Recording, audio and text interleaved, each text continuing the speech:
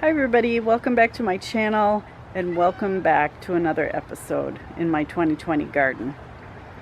So it has been a scorcher here lately in Southeast Wisconsin, gardening zone 5A.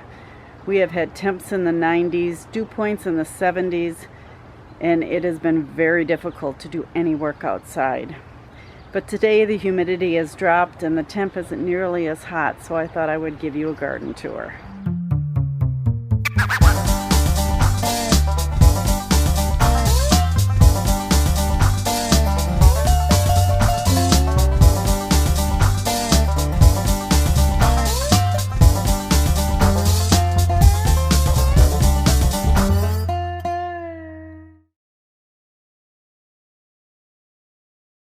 In the back of my yard, I've got in this 20-gallon pot a cantaloupe plant, and you can see in here it has set its fruit and we've got more flowers on it, so it's pretty happy. The only thing about planting in pots is you have to water more often. You know, even after 6 inches of rain, you're still going to have to water because the water just doesn't stay in the pots. Right next to that is a watermelon. I believe this is a sugar baby watermelon plant, and it has also got fruit in here. Let's see if I can find the tag. Here's the tag. Yep, it's sugar baby. So at least we're going to get one watermelon out of that. And next to that is a pumpkin plant. Actually, there's 2 in here. And this doesn't have any fruit on it. Lots of male flowers. Male, male, male, male. Here's the female right here. There's one.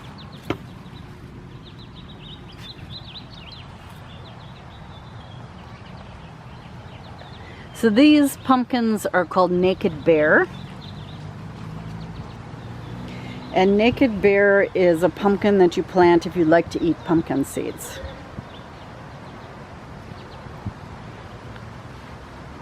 And back here, this is milkweed.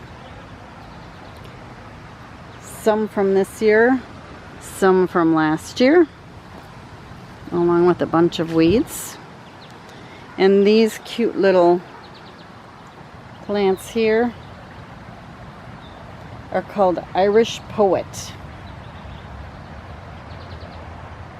I just love that pop of orange. So I just noticed we have another sugar baby watermelon here. It was like climbing through the milkweed, so I moved it and let it go here so it's not hanging. Over here next to my covered raised beds, these are watermelon plants that I transplanted. You can see that they have really taken off. Nice big leaves on them. No fruit yet.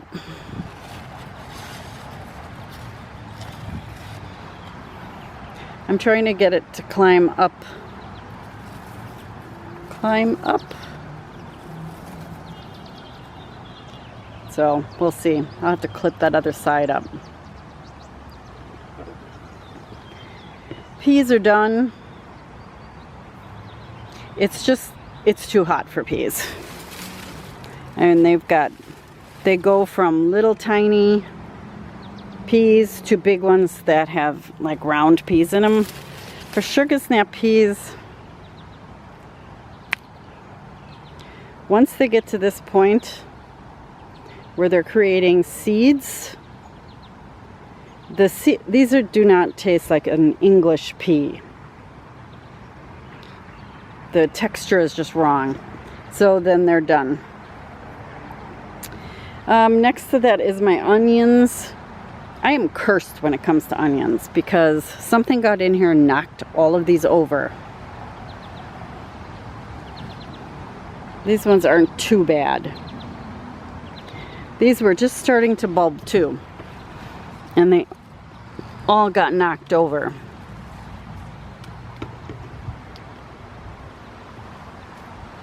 This is, what is this? It's soft.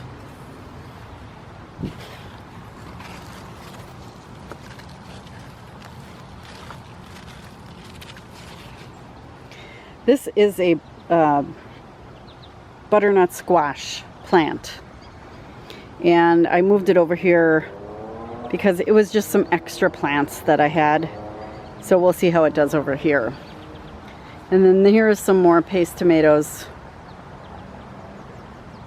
Again, these plants aren't quite as big as the other ones, but they were planted a lot later than the other ones. And my flowers, aren't they pretty?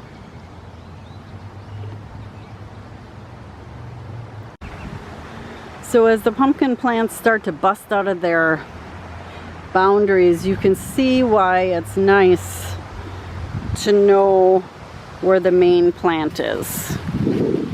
That's where the roots are, where that 2-liter bottle is.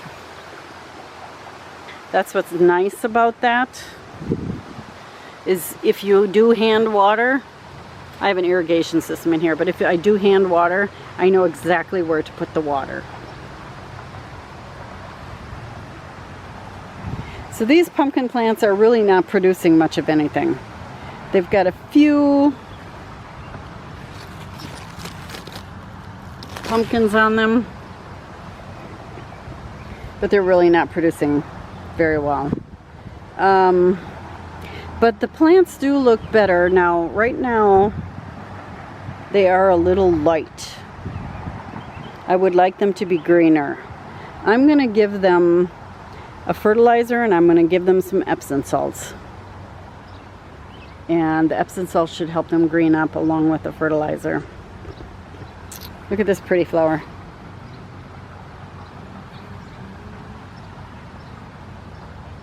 It is calendula.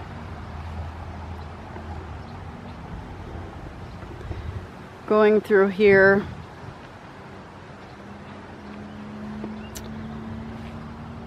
these are the watermelon plants that I tried to save. They are growing. They are not growing like the watermelons in the pots. So I don't know what the problem is. I'm thinking it's the soil in this garden. Yarrow is looking lovely as always. And then we've got some dill. Smells good. And my zinnias have really been blooming. I should come in here and cut them. And back behind the zinnias are nicotiana.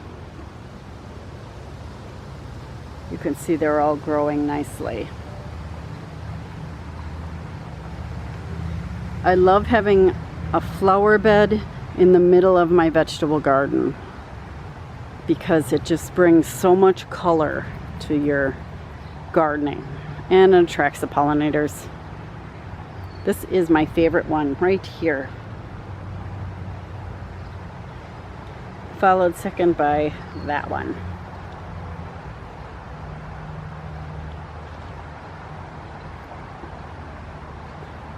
Ooh, look at this one too.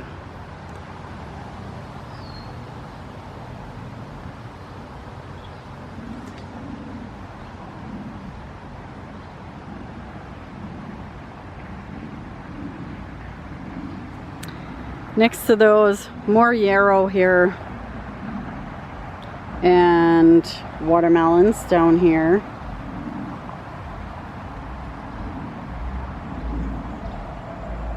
I'm not expecting anything out of these plants. If I get something, it'll be a bonus, but I'm not expecting it. And then the monsters in the garden, elecampane, are all setting flowers. A few of them have bloomed. I'll see if I can show you them. But they are literally 8 feet tall. I mean, who needs sunflowers when you have these? In this raised bed I have carrots. They all seem to be doing well. And these flower sprouts, these we probably won't see anything till fall. They have a cycle of about 110 days. But they look okay. And then over here is kale. I've been making a lot of salads, and this kale is so good. It's so nice to come out and just pick it fresh. So in this bed is my celery. It is coming along.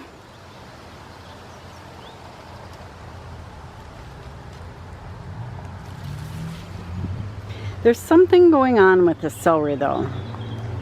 I pulled out one plant because its leaves were doing this.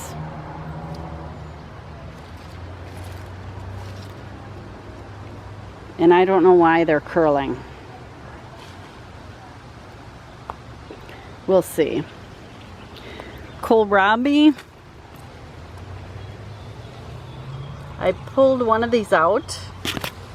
Yeah, it looks like this one needs to come out too. It looks ready. Then if you look down here, fennel. Some are bulbing better than others. Here, let's look at this one. This is the star. Yummy, yummy fennel. If you've never, oh, you should smell it. If you've never tried roasted fennel, onions and potatoes, you need to try it. Go to the store right now, buy some fennel, and roast it up with some potatoes and onions. It's just so good. More fennel in there. I've been giving these a little extra water.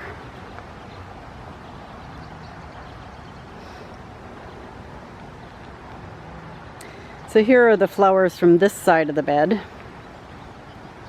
I think I'm going to need to take a picture of this.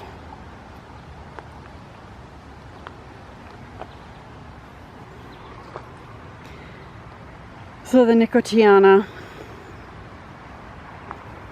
and then the zinnias.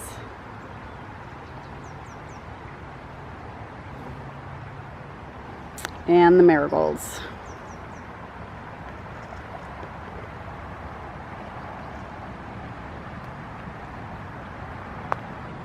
There are the flowers for the Ella campaign.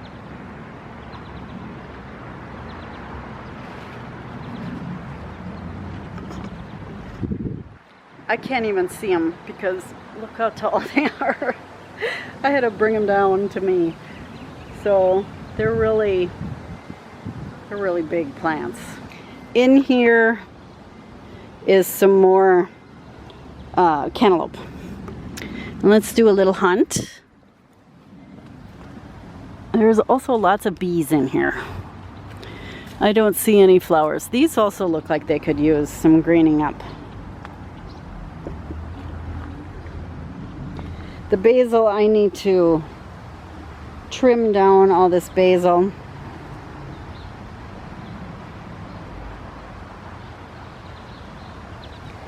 And oregano has flowered. And the bees seem to be enjoying it. And the chamomile is looking pretty. To tell you the truth, I really haven't been paying much attention to this herb bed. I've just been kind of letting it go wild. And it shows it. It really does. So I need to get in here and weed. This is a weed. These are growing everywhere. Grass. It's just a little crazy on here. This lettuce bed, this is a little raised bed that I have. All these lettuces are bolting. So I'm going to pull these out, all of them, along with these old pulling onions, and replant something. I'll probably plant like a little heading lettuce, like little gem or something like that.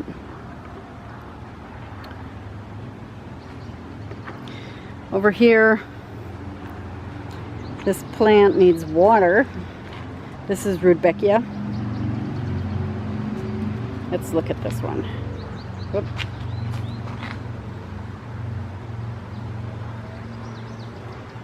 So it's really big plant. It should probably be, I probably have too many plants for this size pot. This is like a probably 15-gallon pot, 12-gallon pot, something like that. And I need to water it almost every day. In here, the bunny grass has completely taken over. Little poof bunny tails on the end here.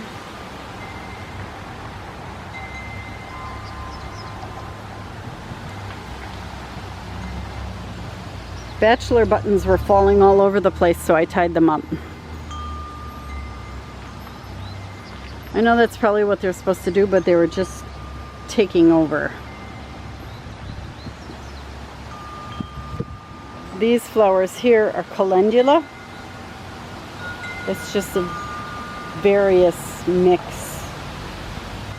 And these are called Persian jewels. Aren't they interesting? And they have a tomato plant growing in the middle of them. I still haven't pulled that out. Now these particular plants are called 4 o'clocks. They're supposed to flower in the afternoon. Unlike morning glories that flower in the morning, these are supposed to flower in the afternoon. And I've never grown them. If you have grown these, yeah, I know. If you have grown these, I could see the buds starting, but they're very lime green, and I've given them fertilizer, so I know it's not fertilizer. I'm hoping that this is just the color they are. So let me know if you've ever grown these. So that is going to be it for today. Nice little garden tour. Everything is really starting to get going, especially the cucumbers. I've given away probably 8 cucumbers already. So now I've got 4 more to give away. So the weather predicted for the end of this week is again going to be in the 90s. It'll be really interesting to see how everything handles this. We are supposed to get more rain again a little earlier this week. The stuff that's in the ground I don't really worry about.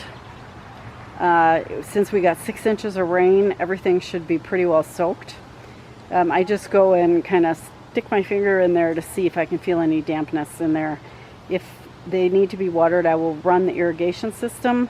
On those 90-degree days though, anything that's really high, like 92, 94 we were getting, I will run the irrigation system every 36 hours.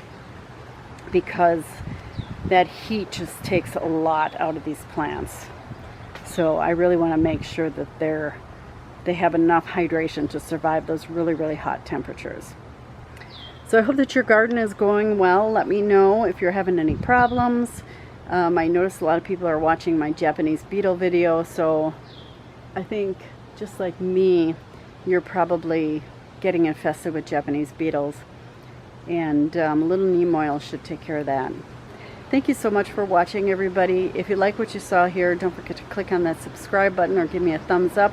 And until next time, happy gardening, everybody. Bye-bye.